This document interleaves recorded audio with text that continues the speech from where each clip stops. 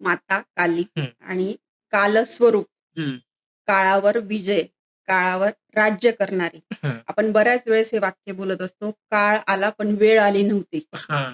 तर तो काळ जो हरणं आहे, वाईट काळ, तर ल तुम्ही जर माता कालीची साधना केली, तर तुमच्यावर कधीही वाईट काळ येऊ शकत नाही. ओके, एक ओके. प्रोटेक्शन, एक हां. ऊर्जा तुम्हाला ज्या पद्धतीने मिळते माता कालीची, खूप जास्त जबरदस्त आहे. पण मग त्यांच्या मूर्तीकडे बघितल्यावर ते हं. खूप असं उग्र वाटतं, हो, काही भीती वाटते. मग हो. त्यामागचं काय कारण? ऊर्जा तेवढी हाय आहे ना. ओके. हं.